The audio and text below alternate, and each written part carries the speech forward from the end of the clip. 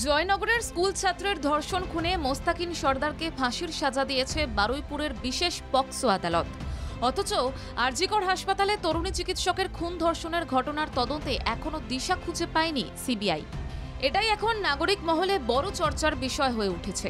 4 মাস পেরোতে চলেছে, কলকাতা পুলিশ যে সঞ্জয় রায় নামে অভিযুক্তকে গ্রেফতার করেছিল তার নামেই চার্জশিট জমা দিয়েছে সিবিআই। অথচ জয়নগর কাণ্ডে রাজ্য পুলিশের সিটের পেশ করা তথ্য প্রমাণের ওপর ভিত্তি করে মাত্র 62 দিনের মাথায় মৃত্যুদণ্ড দিয়েছে নিম্ন আদালত। এই ঘটনায় ঘনিষ্ঠ মহলে কেন্দ্রীয় এজেন্সির ভূমিকা নিয়ে ক্ষোভ প্রকাশ করেছেন অভিষেক বন্দ্যোপাধ্যায়। তৃণমূল সাংসদের মতে 3 মাসের ওপর হয়ে গেলেও বিচার পেল না আরজিকরের নির্যাতিতার পরিবার।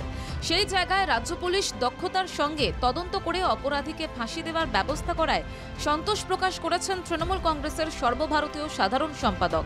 অভিষেকের সুরে শিলিগুড়ির কাদোপানির একটি অনুষ্ঠানে Chandrima Bhattacharya fast track court গড়ে এই ধরনের ধর্ষণকাণ্ডের বিচার করার পক্ষে সওয়াল করেন। তাই তো আমরা অপরাজিতা বিল এখান থেকে পাস হয়েছে ঠিক এই কারণে যে সময় মতন তদন্ত শেষ করতে হবে, সময় মতন চার্জশিট দাখিল করতে হবে এবং সময় মতন সমস্ত রায়টা যাতে দেওয়ার উপযুক্ত জায়গা আসে সেটা সময় মতন করতে হবে এবং ট্রায়ালটা তাড়াতাড়ি শেষ করে রায়দান করতে হবে। তো সেইটা কিন্তু কুলতলি জয়নগরের ওখানে দেখিয়ে দিয়েছে 61 দিনের মধ্যে সম্পূর্ণটা কমপ্লিট। বাংলার পুলিশ বুঝিয়ে দিয়েছে নারী নির্যাতনে অভিযুক্তদের তারা রেয়াত করতে চায় না। রাজনীতির রং প্রভাব বিবেচনা না করে জিরো টলারেন্স নীতি নেওয়া কতটা প্রয়োজন তাও বুঝিয়ে দেন অর্থমন্ত্রী চন্দ্রিমা ভট্টাচার্য। অর্থাৎ এটা স্পষ্ট, আরজিকর বিচার না পেলেও জয়নগর বিচার পেল। কেউ কেউ বলছেন রাজ্য পুলিশ যা পারল তা করতে পারল না সিবিআই।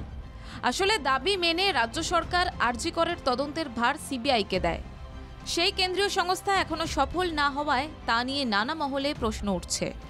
নারী নির্যাতন শূন্যে নামিয়ে আনার জন্য অপরাজিতা বিলকে আইনে পরিণত করার কতটা প্রয়োজনীয়তা রয়েছে তা রাজ্যের মন্ত্রী স্পষ্ট করেন। যখনই বলেছে সিবিআইয়ের কাছে যাবে, যে মামলাটা যাবার কথা হয়েছে, কখনো তো রাজ্য সরকার মাননীয় মুখ্যমন্ত্রী কেউ বাধা দেননি, কেউ বলেননি যে না কেন। কিন্তু যা পুলিশ এবং আমাদের এখান থেকে পুলিশ সিআইডি যা যেটুকুন করেছিল তা সেটা কিন্তু যে সঠিক সেটাও কিন্তু বোঝা যাচ্ছে। তো ফলে তদন্ত তাড়াতাড়ি শেষ করা উচিত, এটাই অপরাজিতা বিলের জন্য আমরা এমনিও রাজনৈতিকভাবেও লড়াই করছি। জয়নগরের রায়দানের প্রসঙ্গ তুলে ইডি সিবিআইকে আরজিকর মামলার দ্রুত নিষ্পত্তির দাবি জানান। তাই সবকিছুর ঊর্ধ্বে উঠে মুখ্যমন্ত্রী মমতা বন্দ্যোপাধ্যায়ের পথেই অন্য রাজ্যেরও কঠোর মনোভাব নেওয়া দরকার বলেও তৃণমূল নেতৃত্বের অভিমত। ব্যুরো রিপোর্ট, বাংলা জাগো।